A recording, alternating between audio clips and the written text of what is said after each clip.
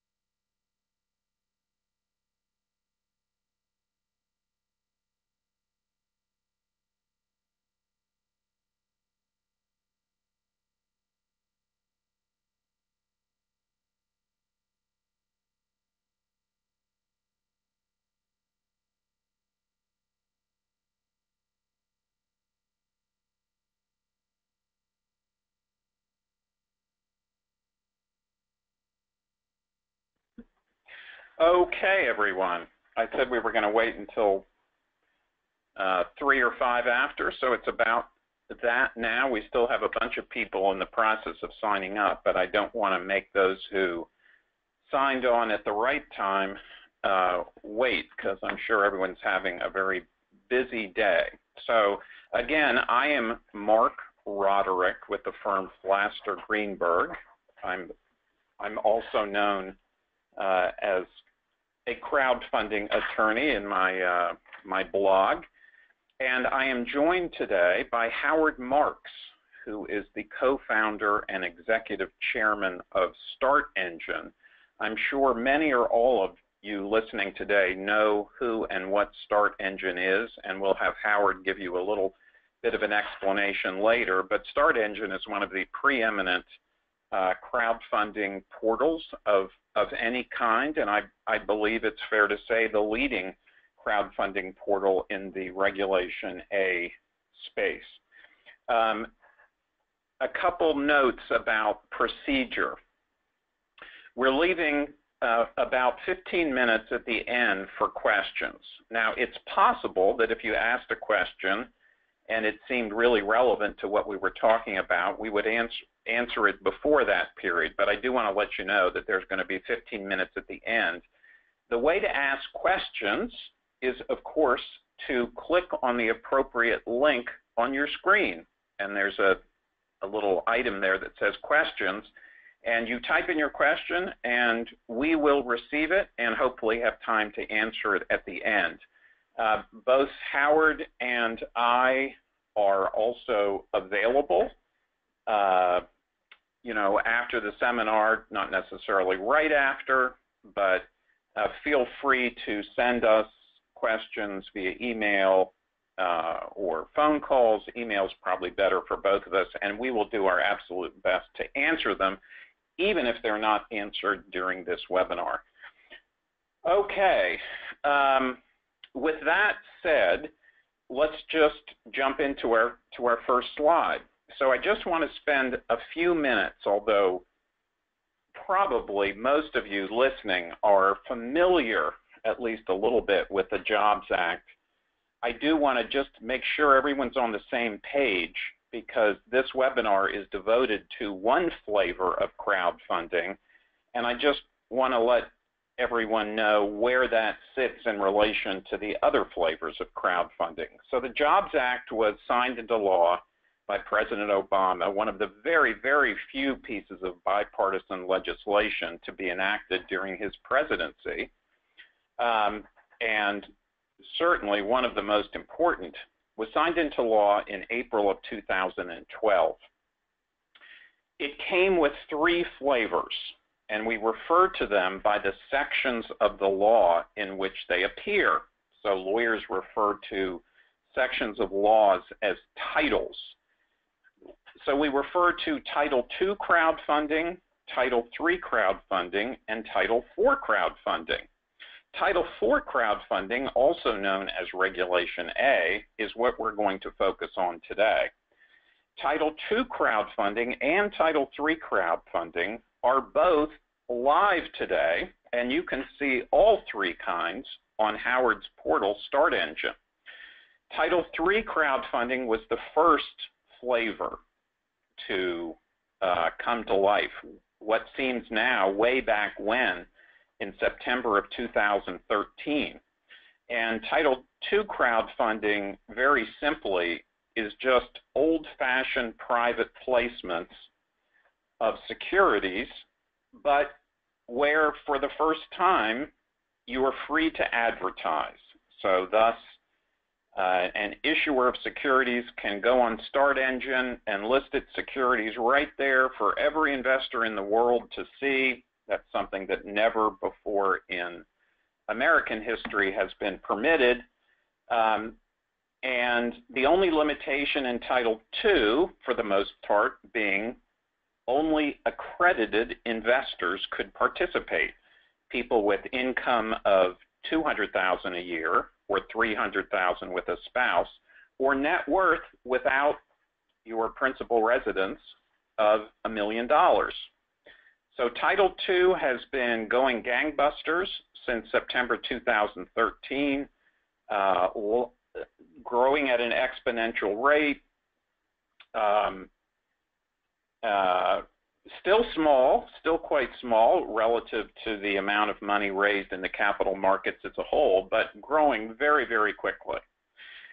Then there's Title III crowdfunding, which is the flavor of crowdfunding that got all the press when the Jobs Act was enacted, both positive press and negative press. And Title III is what allows issuers to raise up to just $1 million a year, but from anybody, including non-accredited investors. Title III just became legal this year. Start Engine, as always, is at the forefront of the Title III market. Companies have already been successful, and more companies are coming online.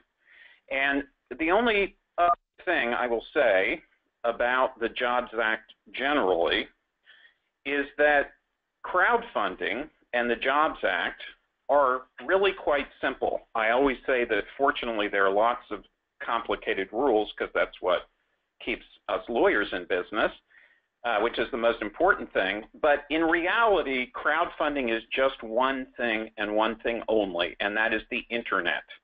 It is the internet coming to the capital formation industry, just as it has come to so many other industries, retail and taxi cabs and dating and all these other industries, where the internet connects buyers and sellers directly, thereby leading to all kinds of benefits, increased efficiencies, and so forth. So if you just keep in mind that crowdfunding is the internet your own mind will begin to sort of think about all these fantastic opportunities.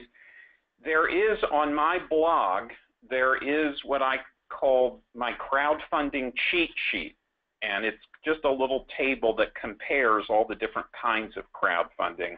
So for those of you who are interested, you can take a look at the crowdfunding cheat sheet when we're done. Okay, on to the next slide. So this is just going to be a very quick summary of Regulation A, and you will notice that this slide says Regulation A and not Regulation A+, and that may be confusing some people. So we have had this thing called Regulation A in the U.S. securities laws for about 80 years. It was never used because of all the restrictions, which I will mention. As part of the Jobs Act, Congress mandated the Securities and Exchange Commission, or SEC, to change Regulation A, to update Regulation A, and make it usable for issuers. The SEC did just that, and Regulation A, new and improved, has been available since June 19th of 2015. The improvements to Regulation A have led people to refer to it as Regulation A+. But don't be confused. There actually is no such thing as Regulation A+. That's just a way of referring to Regulation A with its improvements. Okay, so why is Regulation A so fantastic? Why is it offering such great opportunities to issuers and investors? Well, Regulation A allows an issuer to raise up to $50 million per year. You remember I said Title III allowed you to raise $1 million. Well, Regulation A, or Title IV, allows you to raise $50 million from both accredited and non-accredited investors. For many, many companies, including those that have successfully raised money on Howard's portal during the last 12 months, this is like a gift from heaven. And I also often find in my own practice that issuers come to me looking to raise money, and when I tell them about Regulation A, they are amazed. They think maybe the next thing I'm going to say is you can't do it because of X, Y, Z, but I don't say that. It is indeed a very, very powerful tool for issuers to raise money. It's better for some than for others, as we're going to talk about more later, but without going through the cost and time of a full-blown initial public offering, or IPO, Regulation A allows relatively small companies, even startup companies, to raise up to $50 million and to use unlimited advertising to do so. So that is a really, really cool thing. Regulation A, the mechanics, which we're not going to get into in great detail here, require the issuer to register with the SEC. You put together a big, thick disclosure document, and you file it with the SEC, and they have comments, and you go back and forth. And that process takes about 5 months start to finish. We'll talk a little bit in more detail about that timeline later also. The shares are freely tradable. If I buy a share of Elio Motors on day 1, I can sell it on day 2. Regulation A shareholders are not counted toward the Exchange Act limits for full reporting. That may not mean very much to most of you, but the general rule is if a company has 500 non-accredited investors, just 500, it has to become a full reporting company with the SEC, which is really a big, expensive deal. But shareholders who purchase their shares from the company under Regulation A aren't counted toward that limit. Now, of course, there are some exceptions and exceptions to exceptions, but that is the general rule, and it's a huge benefit. And finally, the biggest change from old Regulation A to new Regulation A is the issue of state-level registration. So not only does the SEC regulate securities, as you may know, every single state regulates securities as well. And back in the old days, like 2 years ago, you could use Regulation A, you could use it to raise only $5 million, but every single state where you wanted to sell securities, you had to register with the Securities Bureau of that state. Well, registering with the securities bureaus of multiple states is extremely time-consuming, extremely expensive, and extremely frustrating. So the big change from old Regulation A to new Regulation A, and the reason people have added the plus sign afterward, is this freedom from state-level registration. Now, an LEO Motors registers with the SEC. Once it has the sign-off from the SEC, it is free to start selling securities across the country. Okay, so that is a quick summary of Regulation A. And now we're on to the next slide. In reality, Regulation A doesn't itself come in just one flavor. It comes in two flavors. It comes in Tier 1 and it comes in Tier 2. And as a careful lawyer, it's important that I point this out to you. And each of the two tiers, naturally, has to have its own rules. So you see on the chart, under Tier 1, you can only raise $20 million, whereas under Tier 2, you can raise $50 million. Go a couple lines down. If you're using Tier 1, there is no limit on the amount of money that your non-accrediteds can invest. Whereas if you're using Tier 2, there is. Non-accrediteds can invest a maximum of 10% of their annual income or net worth in each offering. If you're using Tier 1, you do not need audited financial statements. But if you're using Tier 2, you do need audited financial statements. So, like if you were at a party and you were looking for a game, like those card games where you turn over cards and try to remember what each card is, and you test each other's memory, then you could definitely do that in trying to memorize all the characteristics of Tier 1 and Tier 2. But the reality is, it is mostly an academic exercise. Because if you go down to the 6th row, registration with state, under Tier 1, yes, under Tier 2, no. What that means, as I was saying a few minutes ago, is if you do a Tier 1 offering, you have to register the securities in every state where they're going to be sold. And that is such a time-consuming, expensive, and burdensome procedure that almost no one, I say almost just to be careful, almost no one should or will use Tier 1. When we talk about Regulation A and Regulation A+, we are talking almost exclusively about Tier 2.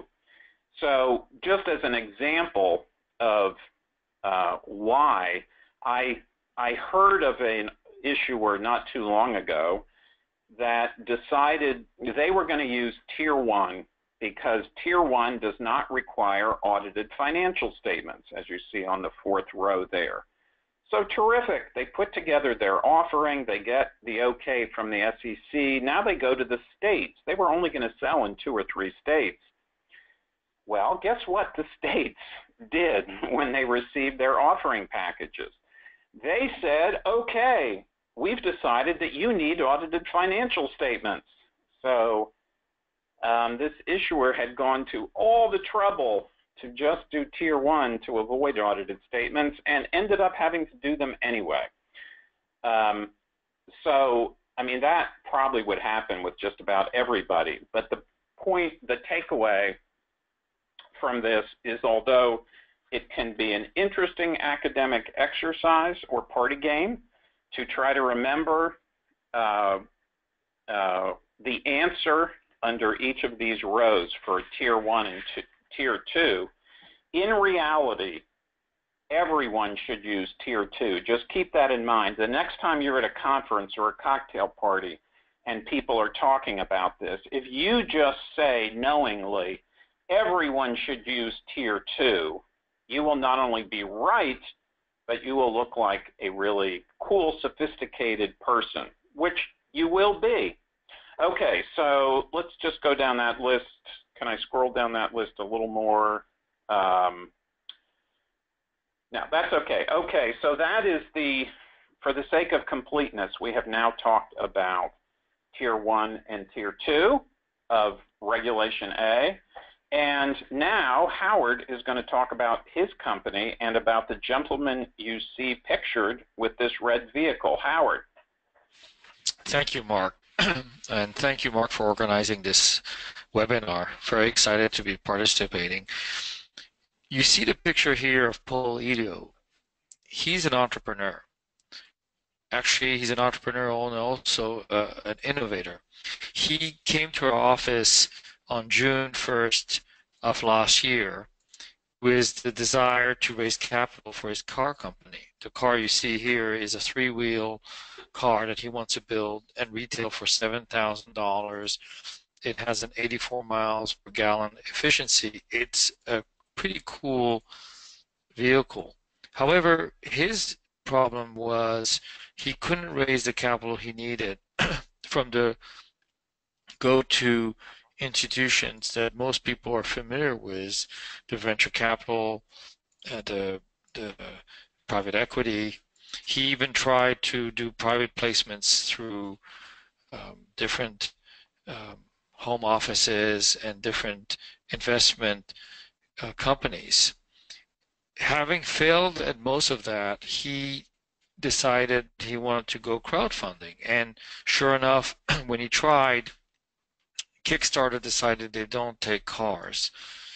And so he realized he needed to do it a different way.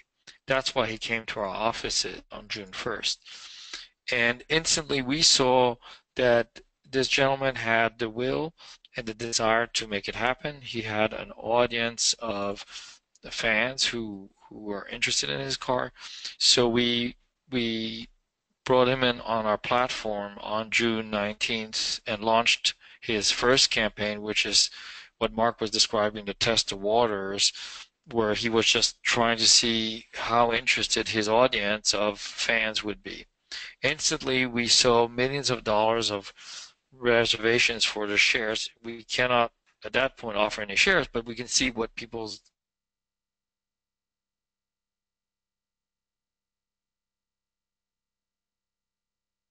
people within a few weeks. So he went ahead and filed with the SEC his offering circular. And on November 22nd, his campaign went live because the SEC qualified him as being able to start the fundraising. And within hours, we had millions of dollars of funds coming in through our platform into escrow. And the final number was close to 17 million from 6,300 people. It was a huge success. Now keep in mind that November 22nd is the weekend before Thanksgiving. It was in a late Friday evening, was at 6 p.m. Eastern Standard Time.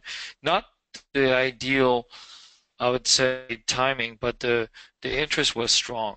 So he completed his offering by the end of January, then decided to list the shares on the over-the-counter market called OTCQX, and the shares were listed, initially sold at $12 to the shareholders, and they're now hovering around $20. So the shareholders did well, and he received the money he needed. So we instantly realized that it's working. The Regulation A+, legislation took a little while to get put in place from the time it was voted in and signed by Obama in April 2012.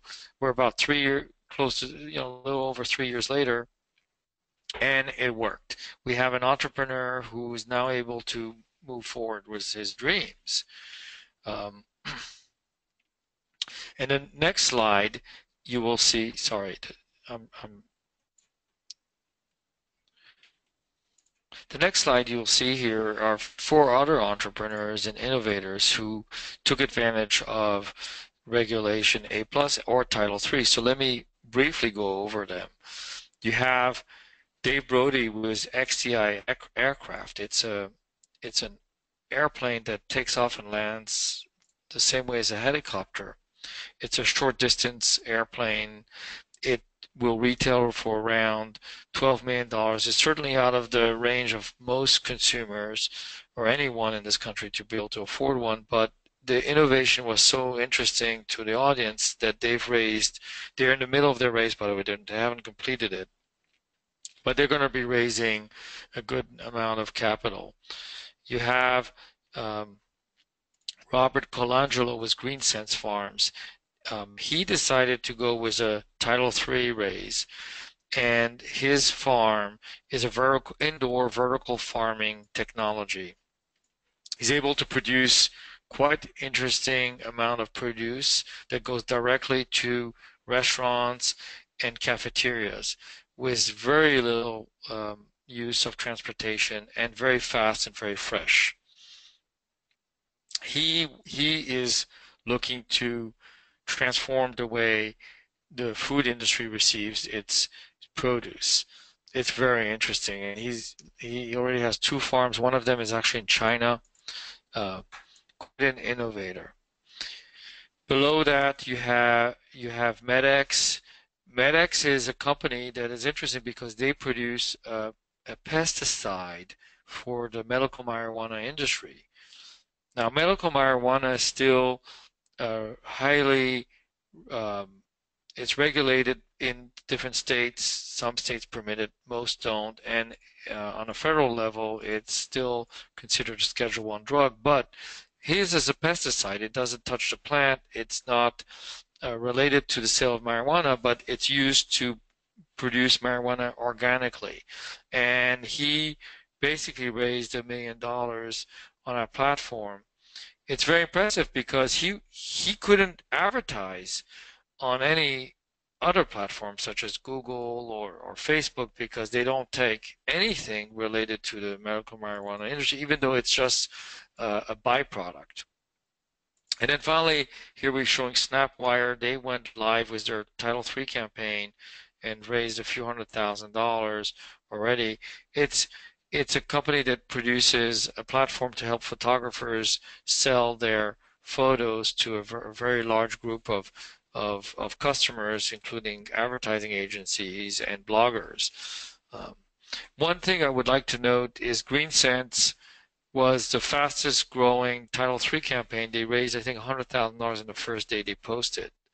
So we're seeing a lot of interest among the consumers who know those companies who've been receiving marketing materials, and they end up investing into those companies. And of course, as everybody knows, it is a risky investment, but they want access to great ideas early on because if they turn out to be successful, they want to be a participant in that success. One thing I would like to mention is we are using nomenclature because, as probably everybody knows, Title III, Title IV, Regulation A+, Regulation Crowdfunding, these are all complicated terms that some of them were invented by the SEC. So we're proposing, and it's still in a proposal for the industry, to call them online public offerings, as opposed to initial public offerings, IPOs, which is used by the financial industry to take companies on the NASDAQ or the New York Stock Exchange. In this case, these companies are really virtually going public, but in a more still as a private, non-reporting company.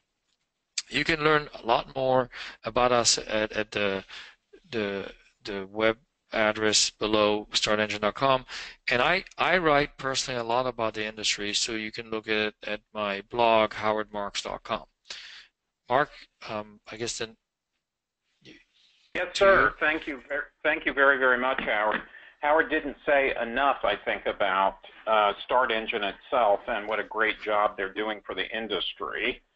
So maybe we'll have time for a little more of that later. But yes, thank you very much. And I think many of our audience are probably thinking that a little medical marijuana and this seminar would probably go very, very well together. But I don't know if you're allowed to say that these days, but in any case, so the next thing we're going to talk about, just very briefly, because it's a downer, as we used to say, is the companies that cannot use Regulation A. So you start with the proposition that everyone can use it. Every entrepreneur, every company raising money can use Regulation A. And then there are just a few exceptions. The most important exception is the first one we have listed here, investment companies. An investment company is just a company in the business of investing. I can't tell you how many calls I have received from entrepreneurs who say, this is what we're going to do. We're going to raise money, we're going to raise $50 million using Regulation A, and we're going to take that money and invest in other Regulation A offerings. So we'll buy a piece of LEO Motors, we'll buy a piece of this REIT, and we'll create a fund of Regulation A offerings. What a great idea. And it is a great idea, and there would be a great market for such a company. Unfortunately, that would be an investment company, and it is not allowed to use Regulation A to raise capital. So that is a downer indeed. A rule for which I've always been at a loss to figure out the public policy. Only issuers that are organized in the U.S. or Canada and have their principal place of business in the U.S. or Canada can use Regulation A. So-called foreign companies cannot use it. Why Canada is included, I just, they talk more or less like Americans, same continent, but, Mexican companies can't use it. So where that comes from, who knows, but it is a rule. Oil and gas companies selling undivided fractional interest in oil and gas properties cannot use Regulation A. Public companies, companies that have already had their IPOs, cannot use Regulation A. And companies selling asset-backed securities cannot use Regulation A. The example that you'll see here is,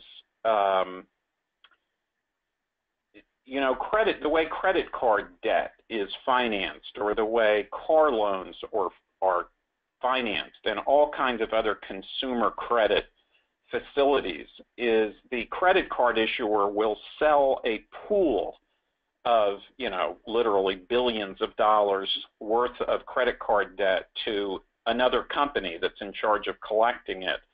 So you cannot do that under Regulation A. And I mention it for the sake of completeness, but also because it turns out that the SEC believes that the definition of asset-backed securities is substantially broader than we might have expected.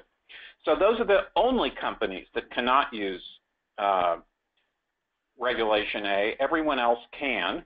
We're going to switch to the next slide. I just want to remind you that if you do have a question, to use the tool on your screen. The one that says questions is the best choice, and if you type your question there, we will get it and try to answer it in our question and answer period. Now, this is the fun part. So we just did the downer part of companies that cannot use Regulation A. The fun part is thinking about the companies that can and should use Regulation A. There can be no better example of a Regulation A company than LEO Motors. You saw the photo. You saw that ingenious, cool-looking vehicle. You heard Howard tell you it's the vehicle that's going to save the planet. Terrific mileage, very low environmental impact. That automobile had a huge social media following when they started thinking about raising money using Regulation A. They have something like 80,000 pre-orders of the car. And it doesn't take long to understand that every single person who would purchase one of those cars could also be an investor in that car company. So it's a perfect example, and if you extrapolate from that, any kind of company that is what I call sexy, meaning cool, meaning capable of attracting a large number of social media followers, meaning a company whose customers could also become investors and vice versa. Those kind of companies will be very, very successful using Regulation A. So there are lots of those companies, and they range from, you know, a little bit frivolous, a new distillery, a new kind of gin, a new kind of craft beer. All those companies, you know, could absolutely attract social media followers that could be converted into enthusiastic, knowledgeable investors. On the more serious side, the example I always use is a company seeking a cure or pursuing a technology that has a hope of curing an otherwise incurable disease, like, say, cystic fibrosis, could call on the enthusiasm and knowledge and expertise of millions of people affected by the disease, who would gladly become investors if they believed the technology had promise. And because of their own experience with the disease, they would be in the best position to know if the technology had promise. So that's a sexy company too, although in a much more serious way. Any companies like that, consumer products companies, again, that can create an exciting buzz, are potential Regulation A companies because of the ability to raise money from non-accredited investors. And the other thing I will mention here is real estate. Real estate immediately or quickly became the top-selling asset in the Title II world for exactly the same reasons I would expect it to become the top-selling asset in the Regulation A world. And in fact, in Regulation A, real estate makes even more sense because you can raise enough money to pool assets. So you're not just buying one apartment building in Austin, Texas. You're buying into a pool of 25 apartment buildings spread across the, you know, Southwest, or any number of varieties of that. I personally am working on a number of REITs for Regulation A. They have already, one of the first securities offered was by Fundrise, their first REIT, and they have gone on to sell several more. I believe that the REIT will step out of the shadows here and become the biggest selling kind of asset class under Regulation A. Okay, so shall we go to the next slide?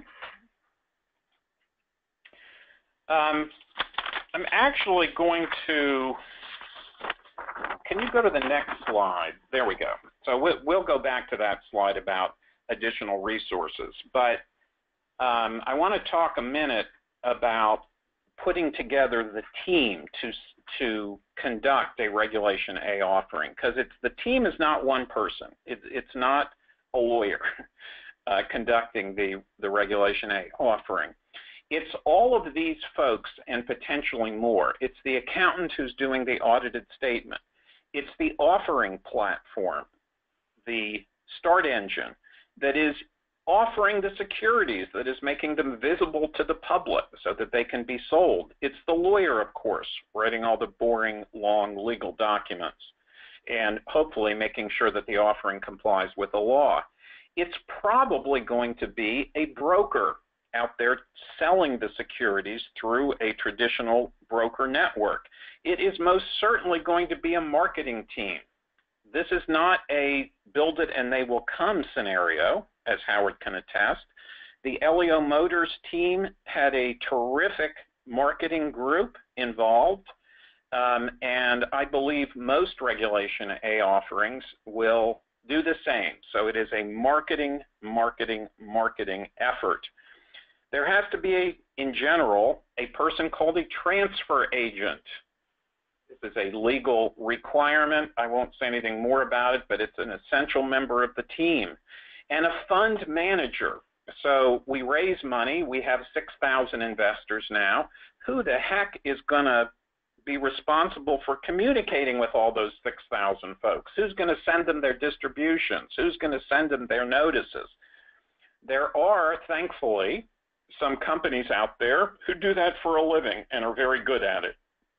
So when you're talking about planning for a Regulation A offering, you are talking about quickly assembling a team to handle the offering at every stage, conception through execution. So now can we go to okay, very briefly, I told you I would talk in a little more detail about a timeline, because of course that's one of the two questions that everyone asks.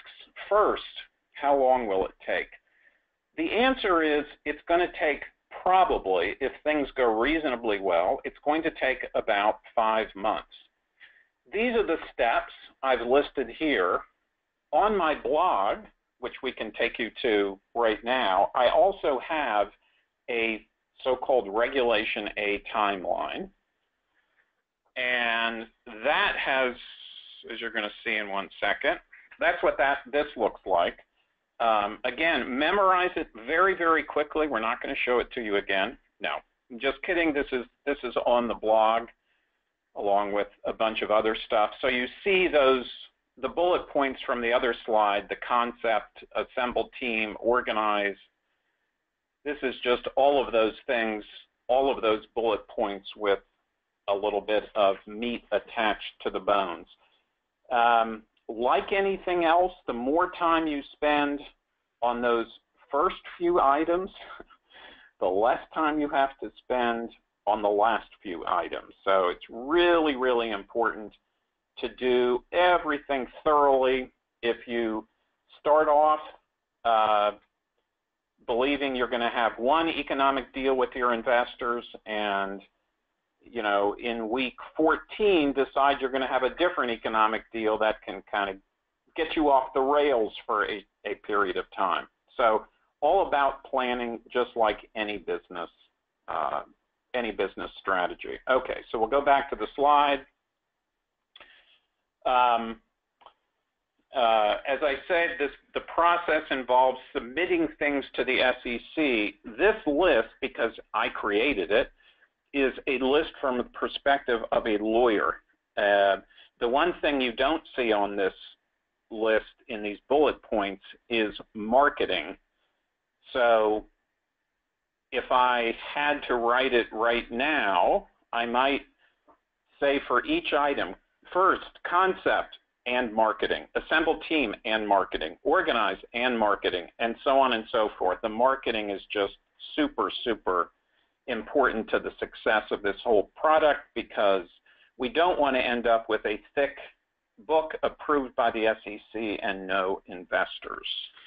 And finally, I'm just going to, let's go back to the slide that we skipped over, the additional resources.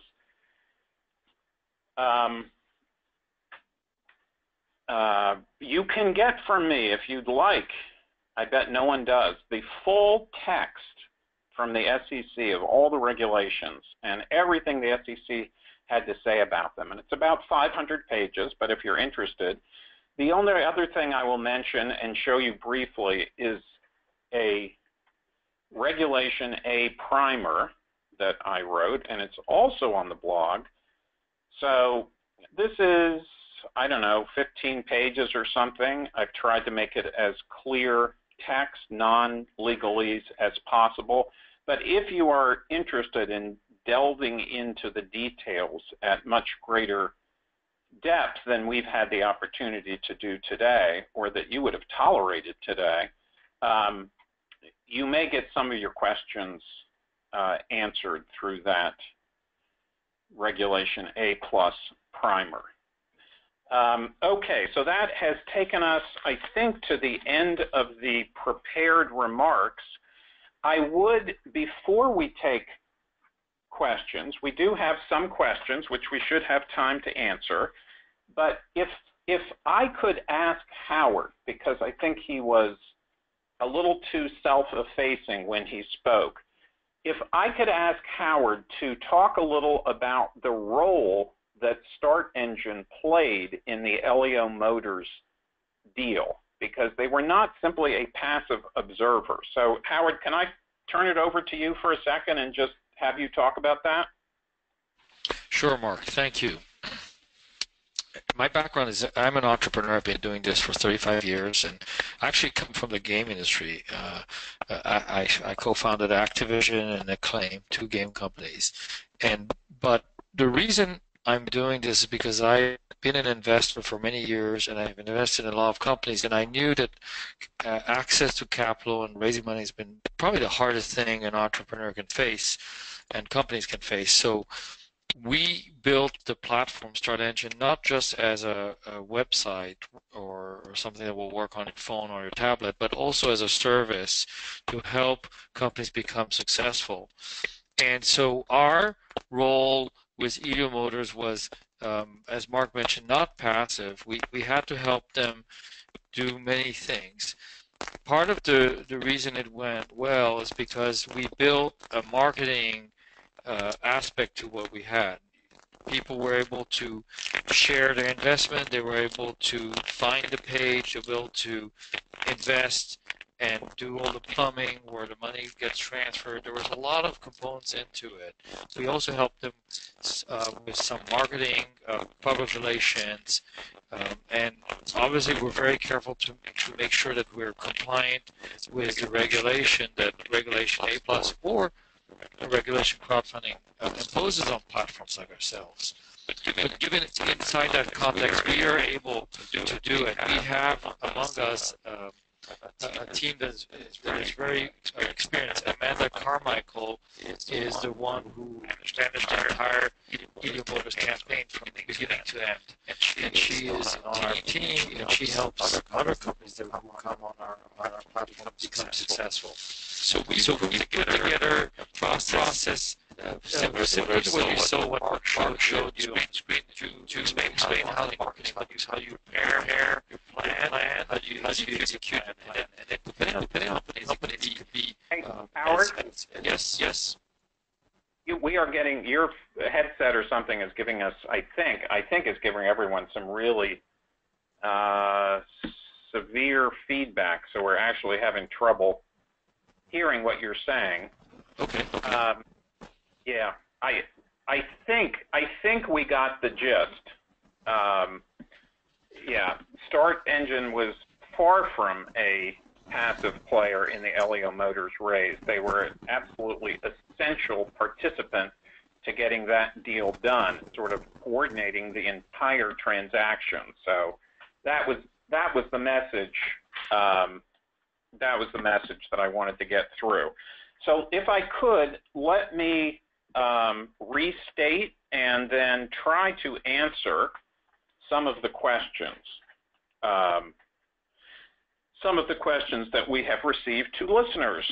So we have a question, this has to be from a lawyer, that says, how are companies like Fundrise able to advertise and sell their own securities without using a portal for Regulation A offerings?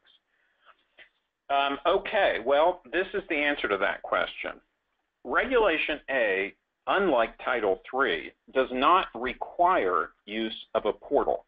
So a company is allowed to sell its securities on its own. Fundrise, of course, is a unique example of that because they also have a portal.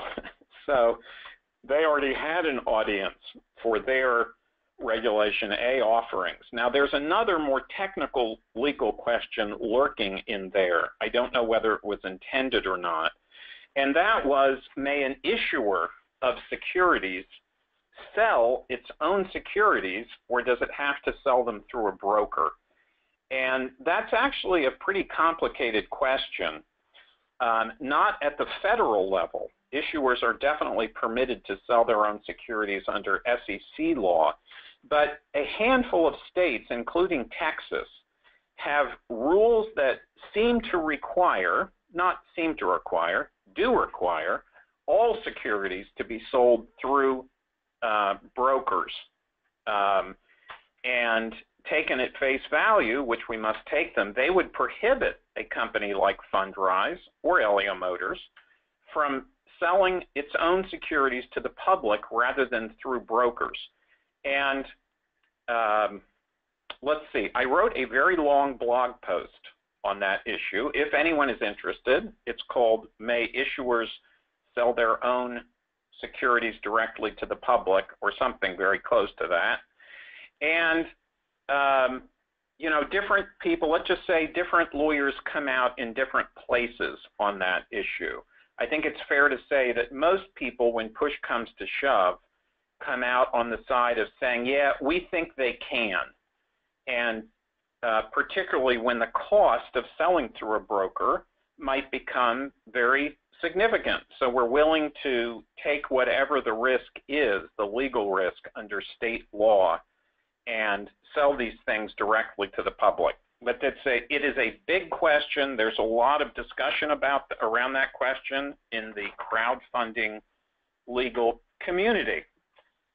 Okay, let me take another question here. Could this form of equity crowdfunding, presumably meaning Regulation A, be used to fund a startup geared toward taking U.S. and Israeli startup companies into China?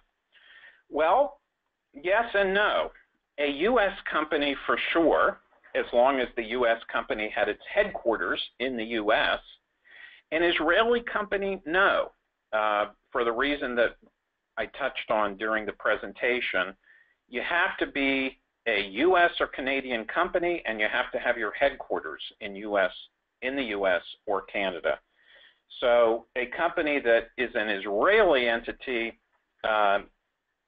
or is a U.S. company with its headquarters in Israel would not be eligible to use Regulation A. A follow-up question to that was, is there a way to use China-based equity crowdfunding for investment in the USA? And the answer to that is absolutely. In fact, a number of my clients are doing exactly that. There is a lot of capital in China, as some of you might have noticed, and a lot of that capital would rather be invested in the United States. You know, the U.S. dollar continues to be the safe currency. And there are a number of ways to do that. Chinese investors certainly can, along with every other kind of investor in the world, can participate in Regulation A offerings. There's a restriction on the kind of issuer, but no restriction on the kind of investor. So Chinese investors can definitely participate in Regulation A offerings or any other crowd-funded offering. And then in addition, just again a little cocktail party tidbit, if you were going to do a deal with a lot of Chinese investors, you wouldn't need to use Regulation A. You could use what is called Regulation S, as in Samuel, which allows you to raise money from non-U.S. persons a lot more easily than Regulation A does. And you could also conduct a Regulation S offering for Chinese investors simultaneously with your Regulation A offering for U.S. investors. So there are a number of ways to skin that cat. Don't forget, however, that the U.S. is not the only country with laws. And if you're raising money from Chinese investors, you also have to be thinking about Chinese securities laws and also the Chinese laws restricting capital flows. So it's not a one-sided coin. Okay, all this sounds very expensive. So another question reads, all this sounds very expensive. Can we get a budgetary estimate from a legal and platform perspective? No, I'm just kidding. Let's see. Yes, we can give you something of a budget. I actually, within the next couple of weeks, I've been planning to do this the last month, but haven't had time. I am going to publish, just as I published the timeline, I'm going to publish a total cost estimate, legal, accounting, platform, brokers, marketing, and sort of get the all-in figure. But right now, you are probably looking at legal fees for a Regulation A offering of something between, let's say, $40,000 and $75,000, depending on lots of things, how complicated it is, how similar to other offerings, and so forth. And I'm sorry, Howard, to put you on the spot, but Howard, tell people how you guys are charging for the Regulation A offerings, and hopefully we won't have as much problem with feedback this time. Yes, Mark. I'm happy to address how the fees we charge. So the simple answer for regulation crowdfunding, which is Title III, we charge 5%. We also allow the company to pick if they want the investors to carry some of that 5% load on their side. So, for example, a company can charge 2% of the fees to the investor, so like a convenience fee, and then they'll pay us 3%. That's for the first $1 million raise, the regulation crowdfunding. For the Regulation A plus, Title IV, we charge $50 per investor, so it's not a percentage. It's a one-time fee, no matter how much an investor puts in, $10,000 or $1,000 or $500,000.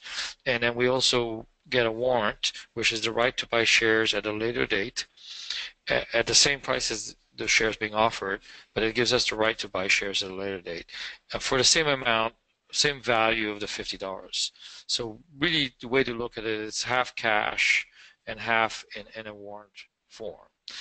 And then there's some few little costs that exist that you should know. For example, every time an investor puts money in escrow, there's a anti-money laundering review that costs a couple dollars, and there's an accounting fee around $5. These kinds of costs exist.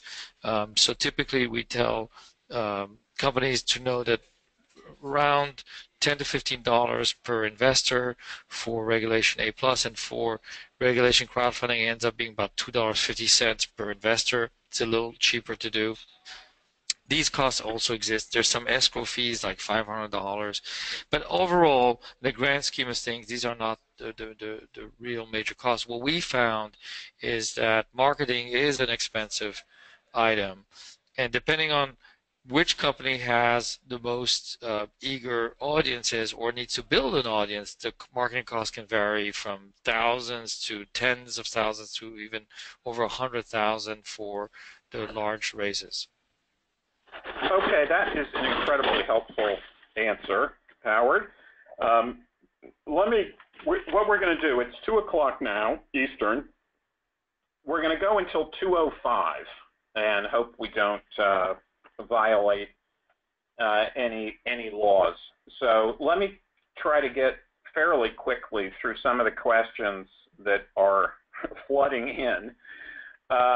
One, can a fund be established for craft beverages? Well, yes and no. a distillery or a brewery can use Regulation A to raise money. But per what I said earlier about investment companies, we cannot raise a fund to invest in a whole bunch of different distilleries or breweries, because that fund would then be an investment company, unfortunately. Next question, can foreign investors invest in crowdfunding opportunities? Absolutely. I do have, as I said, a number of clients, almost all of whose investors are from China because of the great amount of capital there. Can nonprofits participate in Title IV? The answer is yes, but they don't have to, because nonprofits are allowed to raise capital under a separate exception in the Securities Act of 1933. Next question, can you convert Regulation D offering to Regulation A? Absolutely. In fact, that's a great way of going about it. You start with a Title II offering from accredited investors, raise some money, and use that money and that enthusiasm and interest to proceed with your Regulation A offering. Next question. How complex and deep are the comments from the SEC for the deals you have participated in? That has to be a question from a lawyer, and the answer is very, very extensive. Very deep comments from the SEC. So the book that you submit needs to be a very, very well thought through document. It's not a superficial document at all. Next question, is Reg A applicable to use for equity or debt for a real estate development project? Absolutely, yes. Equity, debt, hybrid instruments, anything. And real estate, as I said before, I think will be the sweet spot of Regulation A, just as it is of Title II. Let's see. Any restrictions on using Regulation A for public-private partnerships for infrastructure, like urban resilience projects? No, none at all. No restrictions. In fact, I have clients using Regulation A to raise money for sort of urban renewal, public-private partnerships, and it is a fantastic tool. You know, the thing about being able to raise money from non-accredited investors means that when you're doing something like a real estate project, you can include the neighbors in your investor base. And that has benefits well beyond the value of their capital. The neighborhood participation allows you to build a better project, allows you to get the project approved much more easily through the city. So that's something that Regulation A brings to the table. Getting investors, getting your neighbors as investors is a huge, huge deal. Here's a question, where can they be traded? Meaning, I'm sure, Regulation A offerings. They can be traded anywhere. And,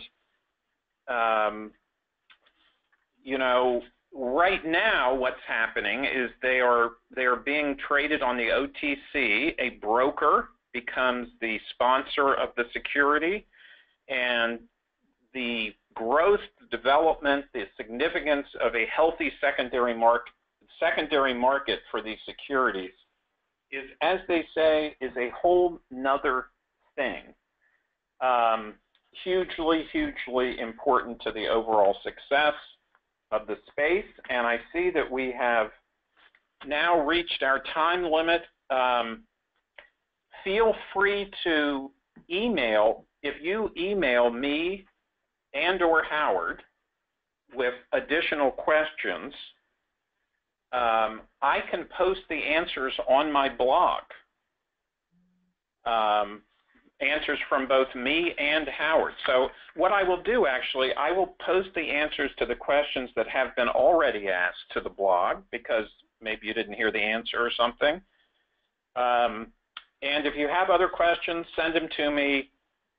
Tell me that they were from the seminar. and I will answer them on the blog. My email address is long, so take a deep breath.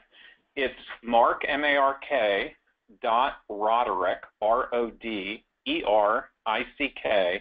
at flastergreenberg.com.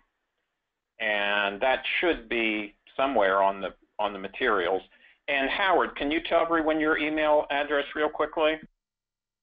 Sure. Mine is actually short. It's howard@startengine.com in one word. Perfect. Okay. And with that, we're going to conclude. I want to thank everyone for taking a part of their busy Monday to join us. It's a really cool, really exciting space, lots and lots of opportunity. Let Howard and/or me know if you have any follow-up questions. Thank you, everybody.